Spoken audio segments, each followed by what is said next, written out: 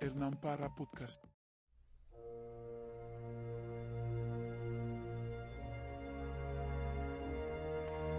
Sean bienvenidos a este podcast, donde conoceremos más de mitos y leyendas de Colombia.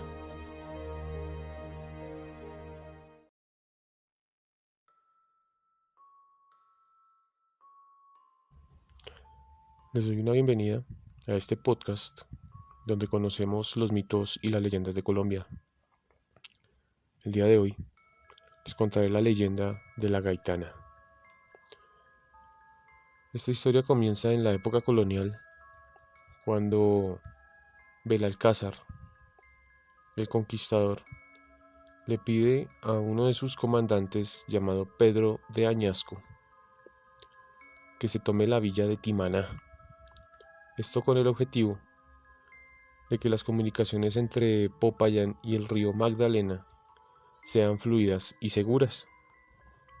Pero Pedro de Añasco se sintió con el poder de humillar a los indígenas de esta región y comenzó a tener unas reuniones semanales con ellos, con el objetivo de que estos indígenas le pagaran a él tributo para que así no los castigara o incluso llegara a exterminarlos. En este momento todo se volvió un caos, pues los hombres de Pedro de Añasco comenzaron a violar a las mujeres y a las niñas. Se comenzó a tener guerra, ¿no? Los indígenas comenzaron a cogerle odio a Pedro de Añasco, luego de que Belalcázar hubiera tenido una buena relación con ellos. Es entonces que en una de tantas reuniones citó al líder de una de las comunidades indígenas al que le decían el Gaitán, que este era un hombre joven, pero ya tenía su familia, tenía su esposa y sus hijos, y este se negó a ir a pagarle tributo a Pedro de Añasco. En su rabia, Pedro de Añasco tomó venganza contra este joven indígena y llegó a su comunidad. En esto, tomó al joven y lo comenzó a azotar delante de todos, y cogió a la mamá de este joven y la arrodilló frente a él, y vio cómo Pedro de Añasco quemaba vivo a su hijo, junto con su esposa y sus dos pequeños hijos y su choza. Esto con el objetivo de mostrar que él era el que hacía las leyes y que si no las cumplían, este iba a ser el castigo. Fue entonces que esta mujer, destruida por la muerte de su hijo, juró que se vengaría de Pedro de Añasco. Esta mujer empezó a recorrer todos los pueblos indígenas en el camino que Pedro de Añasco había creado entre Popayán y el río Magdalena, y comenzó a juntarse con las comunidades indígenas, con el objetivo de formar un gran ejército para acabar con los invasores españoles.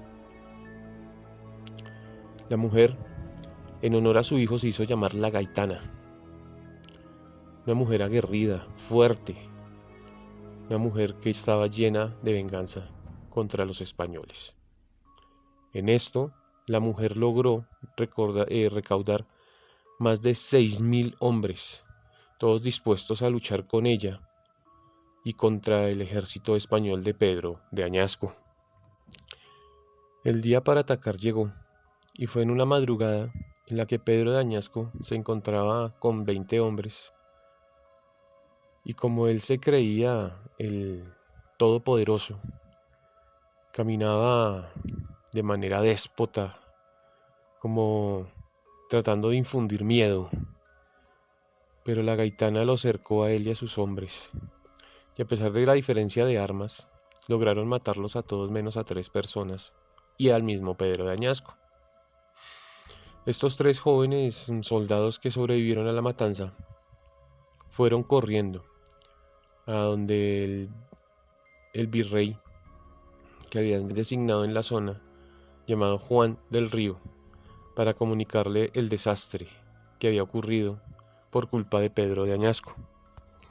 En cuanto a Pedro de Añasco, sobrevivió y los indígenas lo postraron ante los pies de la gaitana, la cual lo miró y con desprecio y odio le sacó los ojos.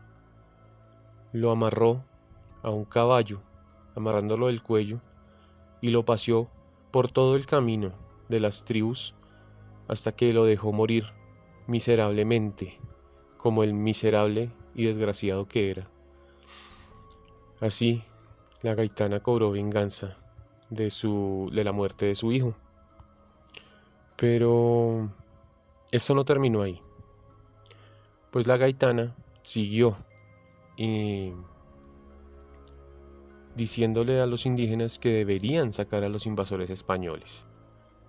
Y así lo hicieron durante algún tiempo, pues Juan del Río envió a otro ejército de 30 hombres para que retomaran el control del valle de Timaná, pero no pudo lograrlo, pues cada vez que enviaba ejércitos de españoles, los indígenas, que eran cada vez más, 10.000, 15.000, seguían matando a todos los invasores del ejército español. Incluso la gaitana llamó a los líderes de otros asentamientos indígenas para que se rebelaran contra el ejército español y así poderlo sacar más fácilmente de sus tierras. Esto llegó a oídos de otro gran general llamado Juan de Ampudia, del cual era como la mano derecha del virrey Juan del Río. Entonces él formó un ejército de 1.000 hombres, de todos aquellos que le eran leales al gobierno español, y comenzaron su camino hacia el valle de Timaná. Fue entonces que, a pesar de la gran resistencia de los indígenas, fueron muriendo y cayendo en combate, pues este ejército era muy fuerte. En el último enfrentamiento,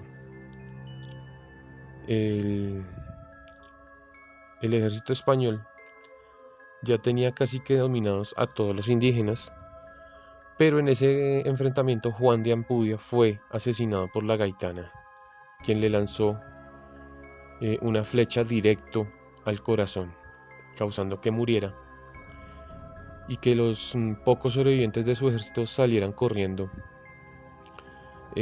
nuevamente hacia Popayán, junto con el segundo de Juan de Ampudia llamado Jesús Tobar, los cuales llegaron nuevamente a darle las noticias a Juan del Río de lo que había sucedido. La gaitana se estaba convirtiendo como en una leyenda, como en una piedra en el zapato para los ejércitos españoles, y fue entonces que se comenzaron a tomar medidas para lograr pararla de una vez por todas.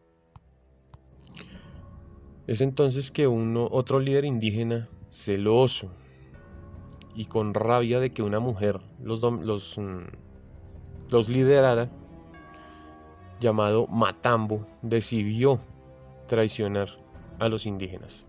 ¿Cómo hizo esto? Matambo reunió a cerca de 500 de sus hombres indígenas y se dirigieron a Popayán, donde hablaron con Juan del Río. Este se unió con estos indígenas y otros miembros del ejército español, y cuando la gaitana iba llegando a Popayán, fue recibida por sus propios líderes indígenas con proyectiles de fuego. Y esto no lo esperaba la gaitana, y todos, la mayoría de su ejército, de sus 10.000 hombres, que ya tenía casi en su recorrido, fueron cayendo muertos debido a los proyectiles de sus propios compañeros indígenas y del ejército español. Esto ocasionó una gran batalla y una gran cantidad de personas que murieron en este enfrentamiento, y los valles se veían cubiertos por los cuerpos de los indígenas. Los españoles decidieron que ya el Valle del Timana no les importaba para nada y decidieron abandonarlo, mostrando como la muerte de los indígenas como un premio para ellos y mostrando que el ejército español era más fuerte que cualquier sublevación indígena. Pero antes de hacerlo, los españoles, junto con los indígenas traidores, decidieron buscar mm, a la gaitana para castigarla, para asesinarla. Y ella se dio cuenta de aquello y junto con tres de sus más leales hombres decidieron escapar para no ser encontrados y allí se fue para el salto de Orgones en el valle del Pericongo y se lanzó al abismo junto con sus tres más leales súbditos y se quitó la vida para no ser castigada por nadie.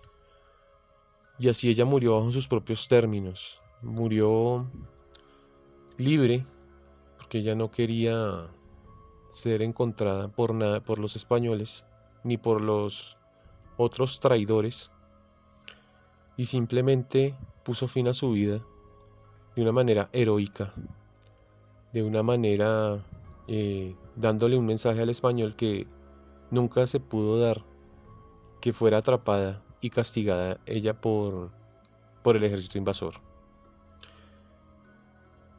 Y así la gaitana se convirtió en una leyenda indígena de cómo una mujer logró poner en jaque a los más soberbios y fuertes ejércitos españoles de la época.